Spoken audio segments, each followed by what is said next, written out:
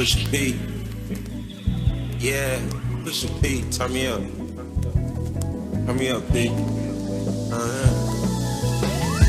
Corners in the paddock, get my piece. Push a P. Cop new hammers for my beat. We don't want no. Hello, wonderful people of YouTube. This is Cree Cree, and welcome to episode 3, part 2 of the Messy Auntie series.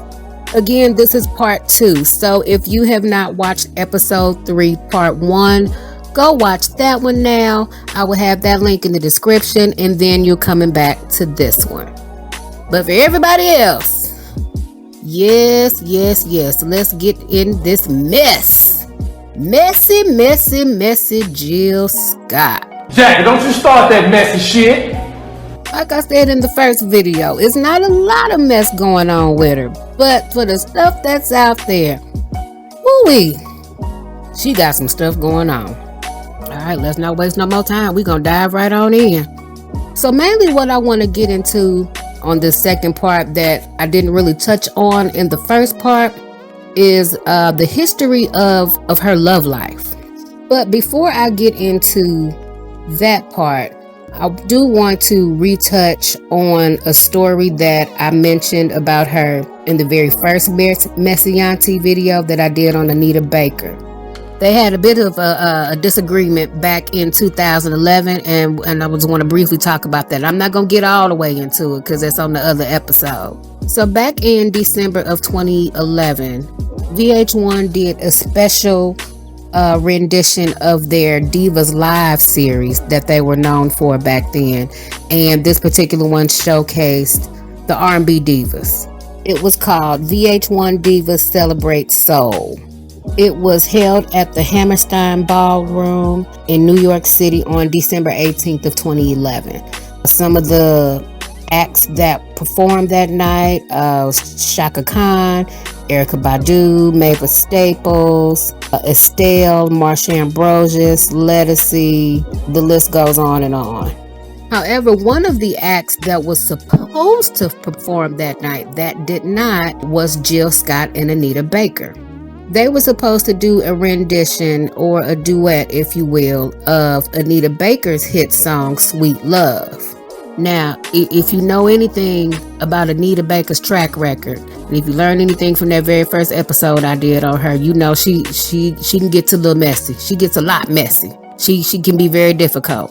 Anita Baker had a lot of reservations on how the song was supposed to be sang.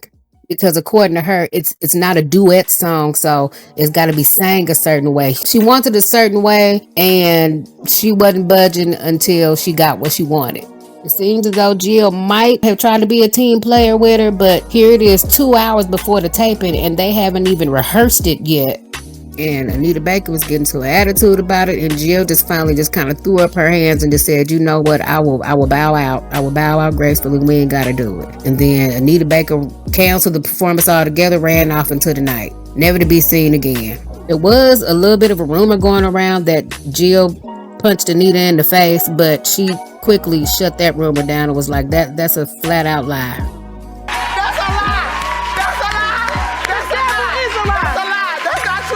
That's a lie. Who the hell would punch Anita Baker in the face? She's still a legend, and I still love her. I just wasn't gonna put up with no foolishness, so I just backed away and just said, hey, we ain't gotta do it. Now, Jill was still on the show. She still performed on the show, but Anita wasn't on the show. And who was it? Marsha Ambrosius and Lettucey ended up performing it themselves. And considering it was never even rehearsed, I thought they did a damn good job. Okay, so now we done got that one out the way. Let's go on to the real stuff, to the juicy tea. Okay, so as I mentioned in episode 1, in the early 90s, she had become widely popular in the Philly poetry scene. In addition to her getting noticed by Questlove, there was also another young man that was going to these poetry readings that also got her attention. And this young man was a local DJ and a graphic artist known as Lizelle Williams. They started off as friends. would see each other at the poetry readings, eventually exchange numbers, would talk on the phone. And then one day they linked up and decided to go on a walk, on a long walk around the park after dark. So now you see how that very first song that she penned in the studio, how that came about. What inspired that, rather. So they began dating maybe around 92 or 93, early 90s, I know that. So Lizelle was there from the very beginning, before Jill Scott even had a name, way before that. They got married in Hawaii in the early part of 2001, so basically not long after the debut album dropped, and she ultimately blew the hell up almost overnight. I mean, their marriage for the most part had been pretty quiet. Not very much has been known about him. They rarely even had any pictures together, at least any public pictures rather. So for the most part, I mean, the general public just kind of thought everything was cool. After the debut album came out and blew up, and then a few years later in 2004, she came out with the second album, Beautifully Human, Words and Sounds Volume 2. Both of those albums, you know, she really talked about love and black love and married love. There's a song on the second album called Whatever, where she's singing an ode to you know, her husband. And in the video, they've been together 50 years. And so in our minds, we like, oh yeah, her and Lizelle, they're going strong and doing it and all that. But by the time her third album dropped, The Real Thing, Words and Sounds Volume 3, dropped in 2007, they had split up. It was about to get divorced. Everybody was confused, like, what? Lizelle gone? What the hell happened? You know, all she said was, oh, it just wasn't working no more, and we grew apart, and irreconcilable difference, blah, blah, blah, blah, blah. But then later on, like maybe a couple of years or so after that, she did an article with Essence, and in that article, she cited that the reason for their divorce was because Lizelle stopped eating her cooking, stopped eating her food. Huh? Like, really? That's why y'all got divorced? Because he stopped eating your cooking?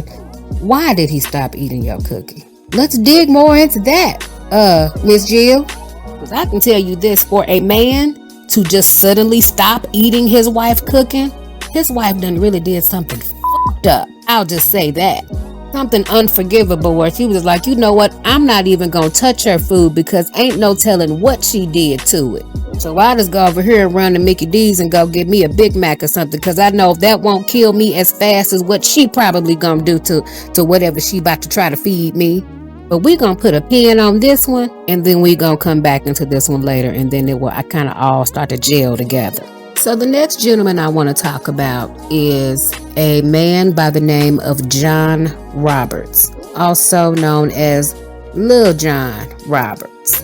So one of the issues that Jill was dealing with in her first marriage to Lizelle was the fact that they were unable to conceive children. She was unable to conceive children. She wanted so badly to be a mother. She was going to in vitro appointments and doing things like that to try to get pregnant, and it never happened. But not long after her divorce from Lizelle, she did start to date John Roberts, which was a musician around Philly. Things started to get a little steamy with them. And ultimately, when she started to go on tour for that third album, for The Real Thing, she brought him on as her drummer. So they started dating like maybe around late 2007, but did not come public with their relationship until around June of 2008. At a particular stop that they had on tour, I think it was around like Father's Day of 08, she brought him out on stage and they shared this long passionate kiss, and so that's when everybody was like, oh, she got her a new man. But he wasn't really that new. They had already been kicking it, you know, for about a year at this point, but now everybody else know. I believe it was also at this concert where their engagement was announced. So not only do we know you got a new man, but now he your fiance and all that. And then not long after that, that's when we discovered that Jill is now pregnant. So all these years you done been with Lizelle, y'all couldn't have no baby. And then the minute you get with somebody else, bam, now you pregnant. That's how it usually works though. That is how it works sometimes, which is kind of jacked up. But in true Jill Scott fashion, you know, everything was kept on the hush-hush. Nobody knew anything about John. Just like nobody really ever knew anything about Lizelle. Everything was kept. She kept everything private. She didn't let a lot of people in on what was going on. And so it definitely came to a shock that 2 months after their son was born on August 2009, I think. But anyway, a couple of months after the baby was born, then they break up. And that seemed very quick and abrupt. And nobody knew why. And she didn't really give any details why. She just said, you know, they were no longer together and they're still the best of friends and they're going to co-parent, blah, blah, blah, blah, blah. You know how that go.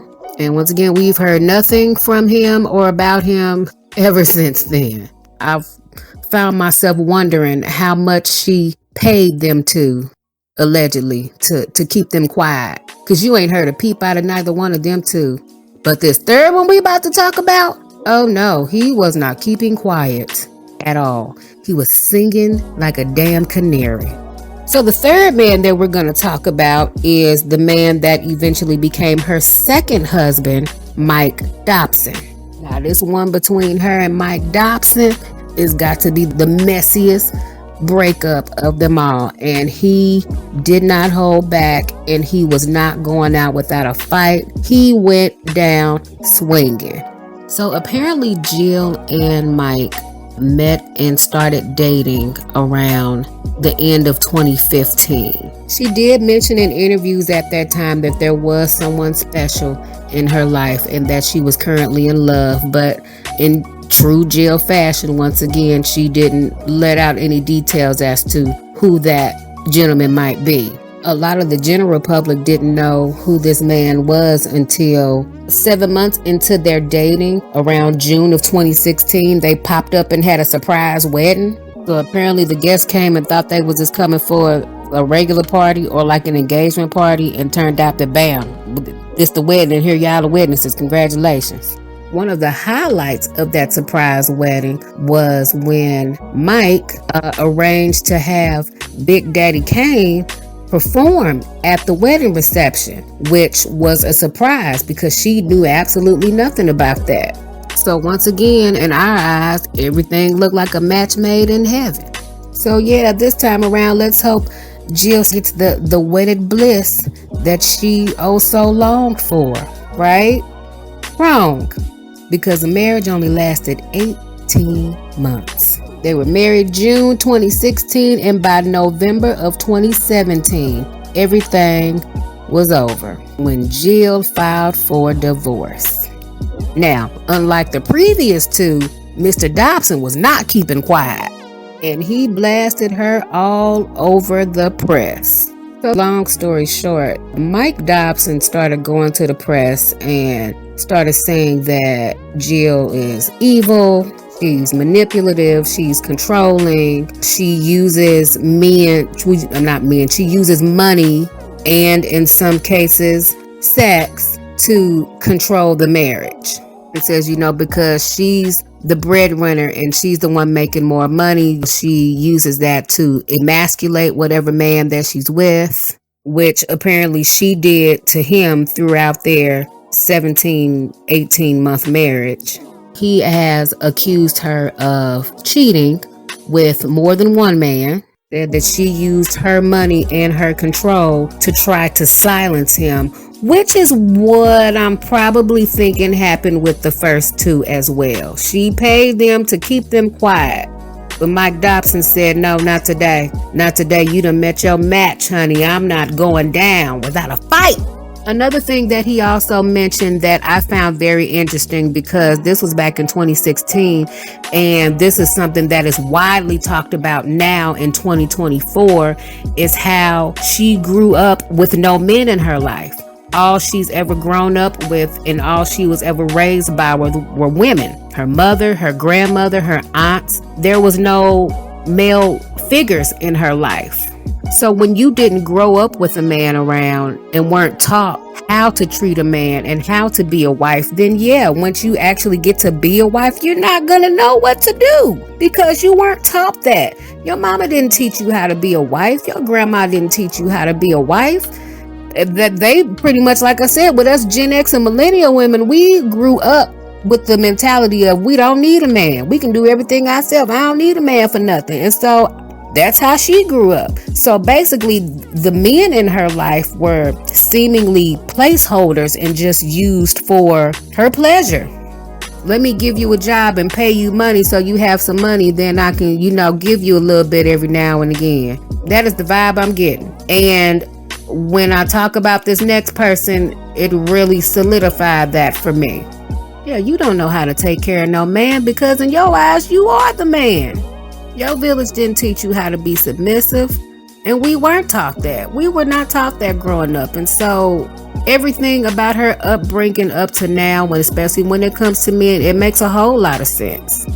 Okay, so this final person that I want to talk about, and I saved this one for last because this one is the most lengthiest and the most juiciest and kind of brings it all home. And that is the rift or the beef between Jill Scott and Jaguar Wright.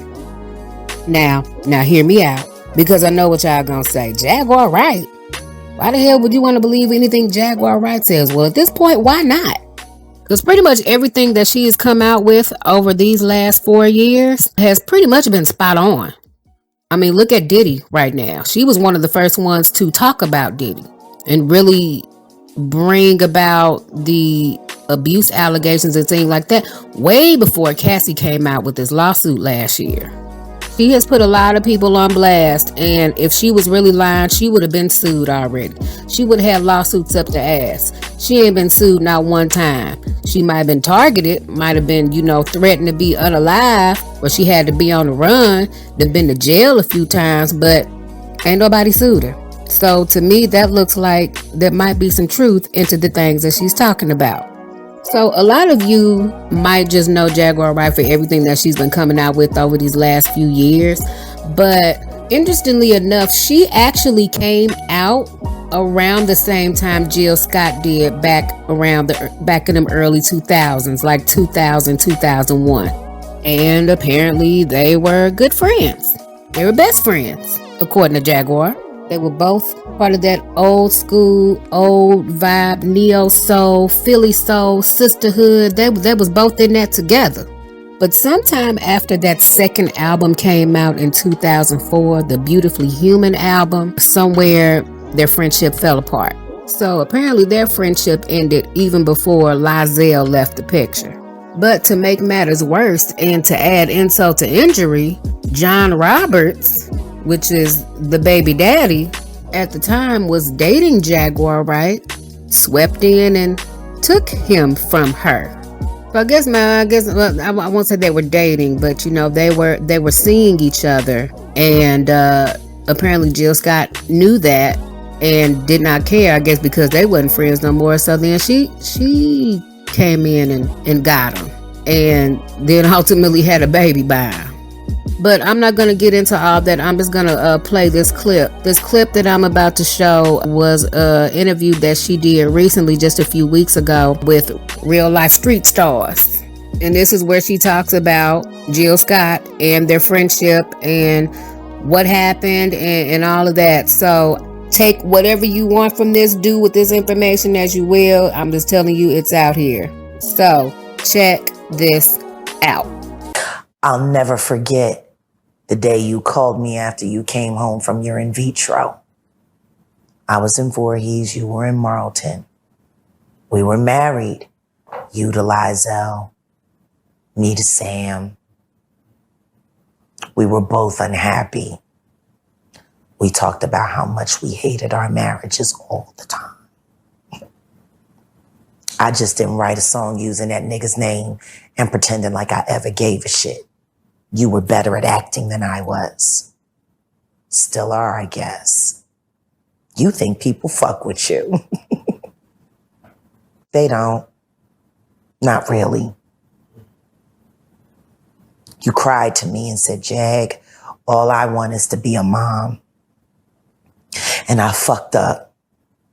And I told you, it didn't matter how many times they had to scrape your cervix. It didn't matter how many times you went through the pain.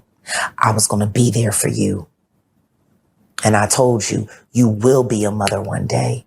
You will have a beautiful child. It will happen. Maybe not right now, but it will happen. And you cried and you said, you really believe that? And I said, Jill, I know it. Was I wrong? Now, I didn't know you was going to use a nigga that I was dating, that I was sleeping with. I didn't know he was going to be the vehicle for your happiness. But you got John's baby. Shame you don't let him spend no time with his daddy. He's almost grown now. He'll be able to choose.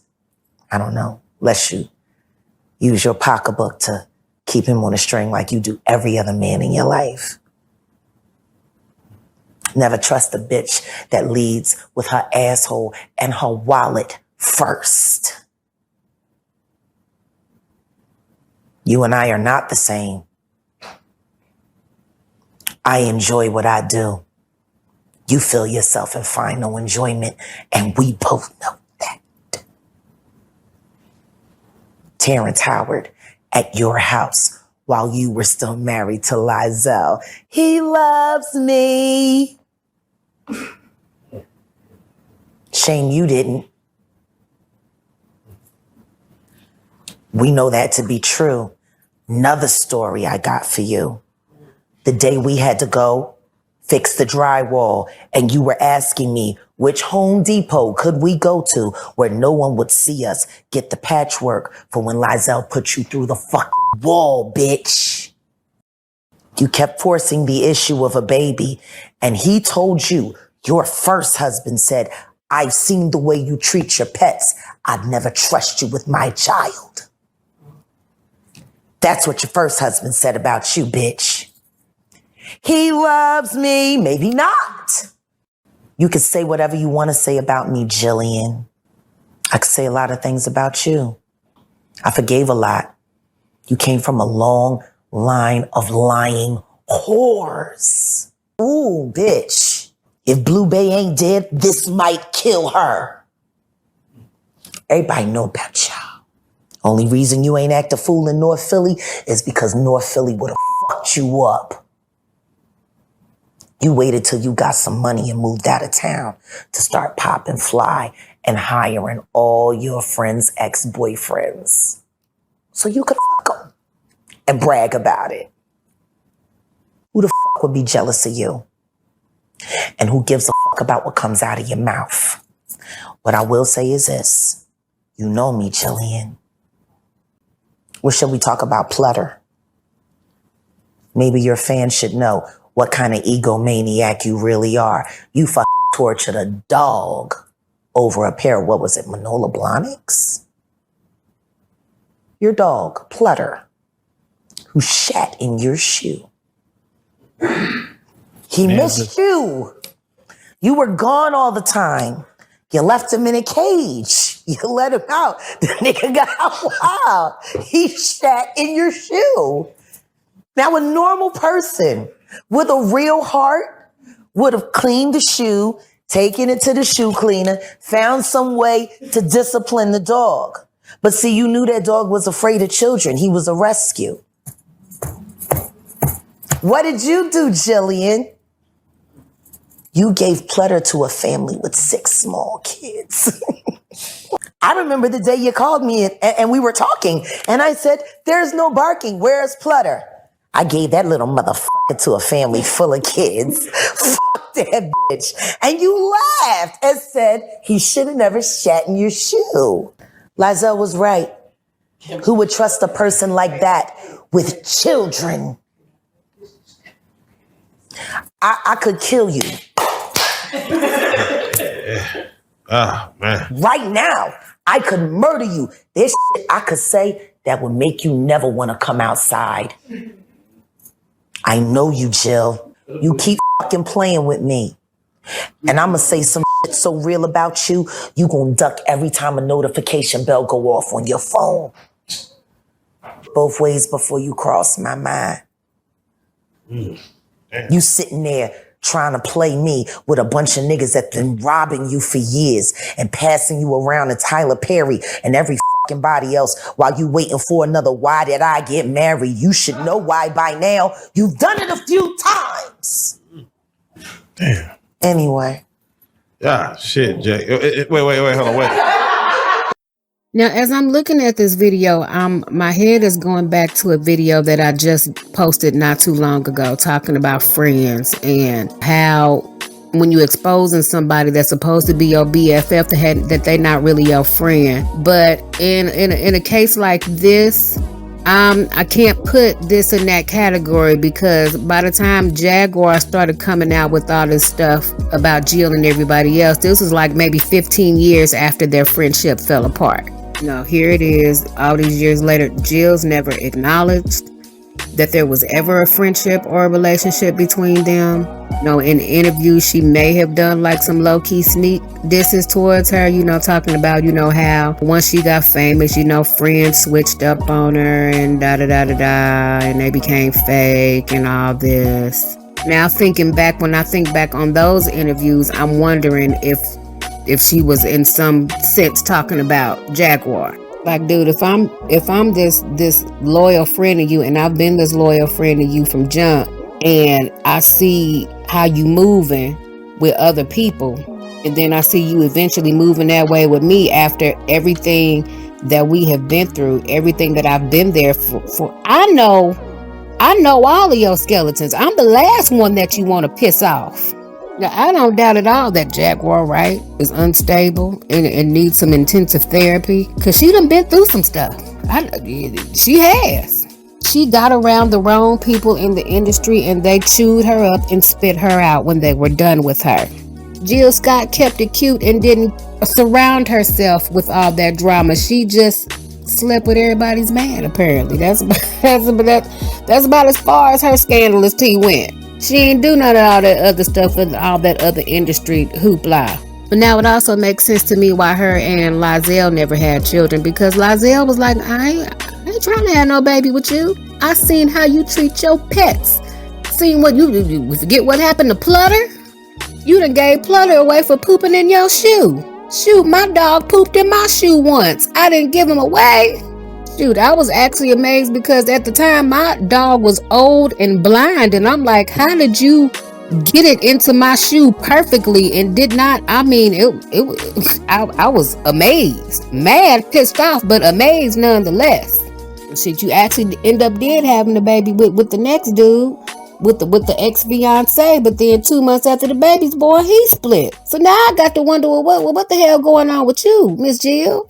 Apparently, this is the pattern that you have with all the men in your life, but Mike Dobson was just the only one that wasn't scared to say nothing. And I'm kind of disappointed at how the media portrayed Mike Dobson to kind of be the monster in this, trying to insinuate that he abused her and he cheated on her and he used her for money and he's a bum and he got all these other kids and I'm like, come on, she knew.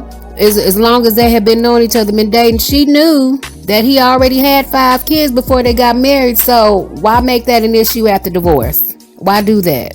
It sounds like he was the man that was stepping up to take on the role as the husband, taking care of the household, and you didn't like that. You've been strong and independent your whole life. Ain't no nigga about to come in here and tell me what to do.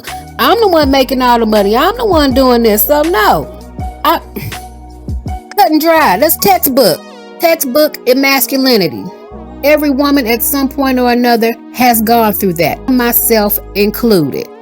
Gang recognized game, and Jill is like the object to most black men's desires. But as soon as they get with you and marry you, they figure, oh, I done married my dream woman. And then not even 2 years into the relationship, they already gone and jumping ship.